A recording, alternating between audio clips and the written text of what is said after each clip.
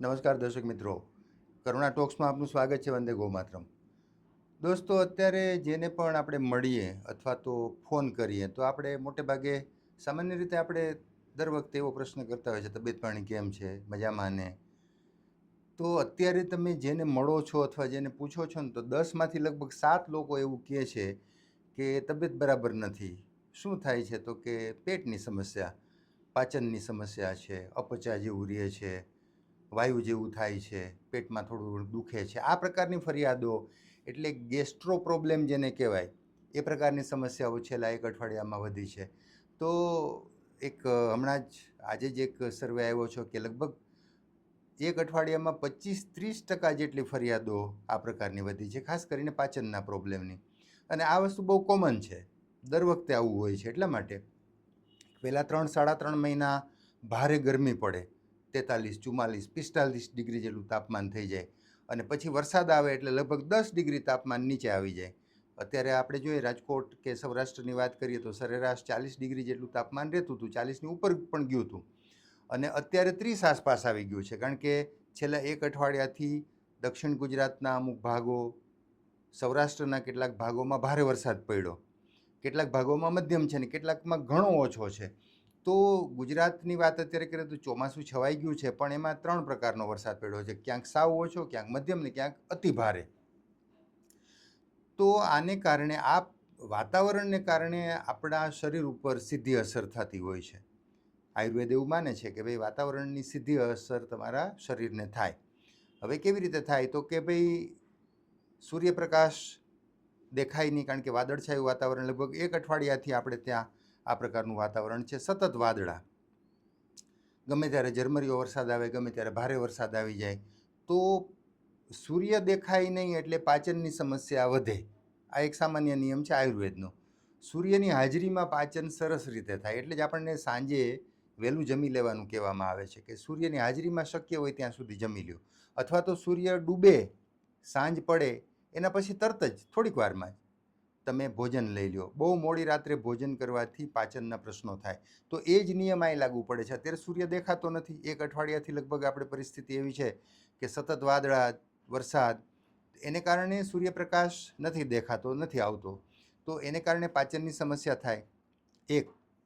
બીજું કે નવું પાણી, એક અઠવાડિયાથી લગભગ વરસાદ આવે છે તો આપણું પાણી બદલી ગયું છે, નવું પાણી આવ્યું છે, તો થોડીક એ પણ એક સમસ્યા હોય છે. બીજું થોડું હોય છે કે વરસાદી માહોલ, સતત આપણે થોડીક વાર થાય ત્યાં વરસાદ આવે, વળી થોડીક વાર થાય ત્યાં રહી જાય, એટલે એ સતત માહોલ. અને બીજું, આપણે ગુજરાતી છીએ એટલે વરસાદ આવે એટલે ભજીયા ખાવા જોઈએ, એને ગાંઠિયા ખાવા જોઈએ, એને ચા પીવા જોઈએ જાજી. તો આ બધી પરિસ્થિતિને કારણે પાચન ઉપર થોડીક અસર થાય છે. એટલે થોડીક ગેસ્ટ્રો પ્રોબ્લેમ જેને કહેવાય, પાચનની સમસ્યા, એ અત્યારે વધી છે. હવે આનું સોલ્યુશન શું? હવે આ તો વરસાદી માહોલ તો હજી 2-3 મહિના રહેવાનો છે. સૂર્યપ્રકાશ આવે જાય એવું થવાનું છે, અને વરસાદની જરૂર છે. ચોમાસામાં તો વરસાદ આવે જ, આવવો જ જોઈએ, સૌનું કલ્યાણ છે એમાં. તો આપણે થોડું ધ્યાન રાખવું પડશે. આ 2-3 મહિના છે ને એ ગેસ્ટ્રો પ્રોબ્લેમના મહિના રહેતા હોય છે. સાથે સાથે થોડું શરદી, તાવ, ઉધરસ એ પ્રકારની પણ સમસ્યા રહેતી હોય છે. પણ અત્યારે આપણે જે વાત કરીએ છીએ એ ગેસ્ટ્રો પ્રોબ્લેમની છે, અને અત્યારે એ સમસ્યા વધી છે. તો આનું સોલ્યુશન શું? તો શક્ય હોય ત્યાં સુધી બપોરે સમયસર જમી લેવું, સાંજે પણ વહેલું, શક્ય એટલું વહેલું, બહુ મોડી રાત્રે 9, 10, 11 વાગે નહીં, પણ સૂર્યાસ્ત થાય પછી શક્ય હોય ત્યાં સુધી તરત જ. એટલે અત્યારે લગભગ 6:45-7 વચ્ચે સૂર્યાસ્ત થતું હોય છે, તો 8-1 વાગ્યા સુધીમાં આપણે જમી લઈએ એ આદર્શ સ્થિતિ છે. બપોરે પણ 12, 12:30, 1 સુધીમાં જમી લઈએ તો એ આદર્શ સ્થિતિ ગણાય છે. સવારનો નાસ્તો પણ સવારે વહેલા ઉઠી અને કરી લઈએ તો 2 ભોજન વચ્ચે 5-6 કલાકનું અંતર રહેવા દેવું, ઓછામાં ઓછું 5-6 કલાકનું 2 ભોજન વચ્ચે. હવે સવારે માનો કે 7, 7:30 નાસ્તો કર્યો હોય તો 12, 12:30 જમી લે, અને સાંજે 7:30, 8 જમી લે, તો આ એક પ્રોપર ટાઈમ છે. એટલે 2 ભોજન વચ્ચે 7 કલાક, 5 કલાકનું, 6 કલાકનું અંતર રહેવા દઈએ. બીજું, સાદું ભોજન લઈએ. આ બહુ મહત્ત્વની વસ્તુ છે. તો સાદા ભોજનમાં શું આવે? તો કે ભાત, દાળ, શક્ય હોય ત્યાં સુધી જુવાર, બાજરી, મકાઈ, રાગી, એ જે ધાન્ય છે આપણું મિલેટ્સ. ઘઉંનો શક્ય હોય ત્યાં સુધી ઓછો ઉપયોગ કરીએ, કારણ કે ઘઉં થોડા પચવામાં ભારે હોય છે. તો શક્ય હોય ત્યાં સુધી મિલેટ્સનો ઉપયોગ કરીએ, એટલે શ્રી ધાન્ય આપણે જેને કહીએ છીએ એનો ઉપયોગ કરીએ. અને એનો કરકરો લોટ હોય, એકદમ પાતળો, આમ પાવડર જેવો લોટ નહીં, પણ થોડો કરકરો જાડો. આપણે લાપસીનો લોટ કેવો કરતા હોય છે, થોડોક જાડો, ભાખરી માટે થોડો જાડો લોટ કરતા હોય છે. તો એવા કરકરા લોટની રોટલી ભાખરી લઈ શકાય, પણ મિલેટ્સની. પાંદડાવાળા શાકભાજી, મેથી છે, તાંજળ જો છે, અત્યારે પાંદડાવાળા શાકભાજી આવતા હોય છે, તો એકાદ ટાણું પાંદડાવાળા શાકભાજીનો ઉપયોગ કરીએ, લીલોતરી શાકભાજીનો ઉપયોગ કરીએ. બહુ બટેટા કે એ પ્રકારના શાકભાજી, વાયુ થાય એવા શાકભાજીનો ઉપયોગ અત્યારે ના કરીએ, કારણ કે આ ઋતુ થોડી અઘરી હોય છે પાચન માટે. બીજું કે એકદમ તીખા તળેલા તમતમતા એવા ખોરાકનો ઉપયોગ ના કરીએ, બહુ ગળ્યા ખોરાકનો ઉપયોગ ના કરીએ, અતિશય ખાંડ ગોળવાળા અને તળેલા તીખા તમતમતા. બજારું વસ્તુઓ ખાવાનું ટાળીએ.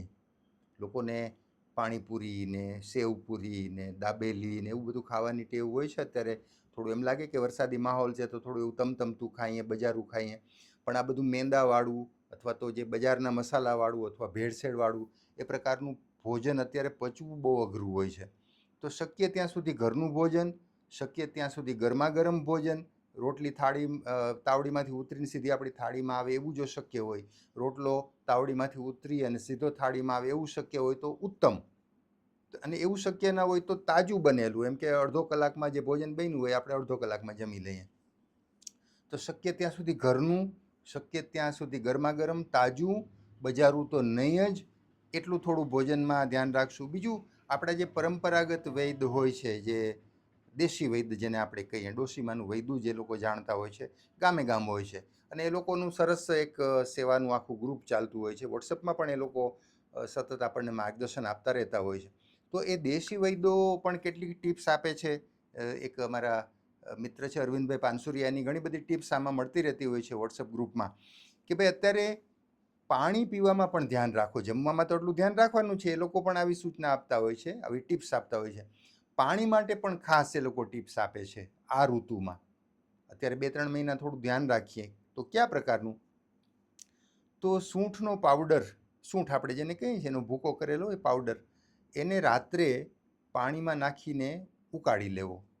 માત્રા પ્રમાણે, આપણે ઘરમાં જેટલા સભ્યો છીએ અને કેટલું પાણી દિવસ દરમિયાન પીએ છીએ એની માત્રા પ્રમાણે સૂંઠનો પાવડર પાણીમાં નાખી ઉકાળી લેવું રાત્રે પાણી. પછી ઠંડુ થઈ જાય વાસણમાં, પછી એને શક્ય હોય ત્યાં સુધી માટીના વાસણમાં ગાળી અને ભરી લેવું એ પાણી. આખી રાત ઠરવા દેવું. સવારથી એ પાણીનો ઉપયોગ કરવો, સૂંઠવાળું, રાત્રે ગરમ કરેલું, ઠારેલું, ગાળેલું. દિવસ દરમિયાન માટીના વાસણમાં ભર્યું હોય રાત્રે, પછી એ માટીના વાસણમાંથી આખો દિવસ જ્યારે પણ તમને પાણી પીવાની જરૂર પડે તો એ સૂંઠવાળું ગાળેલું પાણી દિવસ દરમિયાન પીતા રહ્યો, જેને કારણે પાચનની, શરદીની આ બધી જે સમસ્યા હોય છે ને એનું નિવારણ થશે. બીજું, દિવસ દરમિયાન એકવાર, કમસે કમ એકવાર નેચરલ ડ્રિંક પીવો. નેચરલ ડ્રિંક એટલે શું? કે ભાઈ સવારે ઉઠી અને તમારે સવારે એ ડ્રિંક પીવું છે, નેચરલ ડ્રિંક, કે બપોરે પીવું છે, કે રોંઢે પીવું છે, તો તમે ત્યારે તાત્કાલિક બનાવી લો. કયા પ્રકારનું? તો ફુદીનો, આદુ, તુલસી, એનો ક્રશ કરી, ભૂકો કરી અથવા તો ખાંડી વાટી અને એને પાણીમાં નાખી અને ઉકાળી લ્યો થોડું ગરમ થાય ત્યાં સુધી. પછી એ થોડુંક ઠરે પછી એમાં તમે માત્રા પ્રમાણે થોડુંક નિમક, થોડુંક, બહુ મીઠું પણ ઉપયોગી નથી શરીર માટે, એટલે થોડુંક મીઠું, સેજ પાણી, સેજ ખારાશ પકડે ત્યાં એટલું એ નાખી અને એકાદ કપ તમે પી શકો છો. આ નેચરલ ડ્રિંક છે. બીજું, આ ન પીવું હોય તો બીજો પણ પ્રયોગ છે. જેમ કે 2 કપ જેટલું પાણી લ્યો, પછી એમાં અડધી ચમચી હળદર નાખો, પછી એમાં થોડું ગોળ, લીંબુ એ થોડું નીચોવી અને એને ઠરવા દો, અને પછી એમાં એને થોડું ઠરી જાય પછી તમે એને પી શકો છો. 2 કપ જેટલું લીધું હોય પછી પોણો કપ જેટલું બળી જાય, બાકીનું વધે એ તમે ઠરી જાય પછી ગોળ, લીંબુ વગેરે નાખીને પી શકો છો. આ પણ એક પ્રયોગ છે. આદુ, ફુદીના પછીનો અને હળદર નાખેલો આ એક પ્રયોગ છે. તો એ પણ શરદીમાં વગેરે, તાવ જેવું કોઈને આવતું હોય, ઉધરસ થઈ હોય તો એમાં પણ સારું છે. બીજો એક પ્રયોગ છે કે પાણીમાં અજમો નાખી અને એને ઉકાળી લ્યો, થોડુંક ઠરે એટલે એમાં ગોળ, લીંબુ નાખી અને એ દ્રાવણ કરેલું પણ અજમો ચાવી અને લીંબુ અને ગોળવાળું પાણી, આ પણ એક પ્રયોગ છે. તો આવા 2-3 પ્રકારના નેચરલ ડ્રિંક જેને કહેવાય, કુદરતી પીણા ઘેરે જ બનાવેલા, જેમાં નેચરલ વસ્તુઓ, ફુદીનો આવતો હોય, આદુ આવતું હોય, લીંબુ આવતું હોય, દેશી ગોળ આવતો હોય, અજમો આવતો હોય, હળદર આવતી હોય, થોડુંક જરૂર પ્રમાણે મીઠું આવતું હોય. તો આ પ્રકારના દેશી ઘરે બનાવેલા નેચરલ ડ્રિંક દિવસમાં કમસે કમ એકવાર પીવાનું રાખો. આ ઋતુમાં સાદું ભોજન લ્યો, બજારું ભોજન ના લ્યો, સમયસર જમી લ્યો, ગરમ જમી લ્યો, તો પાચનના પ્રશ્નો, તાવ, શરદી, સળેખમ, ઉધરસના પ્રશ્નો આ ઋતુમાં નહીં થાય. તો આ એક ઉત્તમ પ્રયોગો છે. થોડું ખાવામાં અને પીવામાં નેચરલ ડ્રિંક પીએ ઘરનું, અને ઘરનું જમીએ, તો આ ઋતુમાં પેટના જે પ્રશ્નો છે, જે ખાસ કરીને પાચનના પ્રશ્નો છે, કેટલાક લોકોને આમાં કબજિયાત થઈ જાય, કેટલાકને ડાયેરિયા થઈ જાય, કેટલાકને ઉલટી, ઉબકા વગેરે પણ થતું હોય છે. તો આ બધી સમસ્યાઓનું સમાધાન આપણા ઘરમાં છે. થોડું ધ્યાન રાખીને આપણે પ્રયોગ કરશું તો મને લાગે છે કે બહુ વાંધો નહીં આવે. બસ આ ઋતુ માટે જે પાચનની સમસ્યા છે, ગેસ્ટ્રો પ્રોબ્લેમ છે, એને માટે આટલી ટિપ્સ આપવી હતી. ફરી પાછા કોઈ નવી વાત સાથે, નવા વિષય સાથે મુલાકાત કરશું. ત્યાં સુધી રજા આપશો. નમસ્કાર.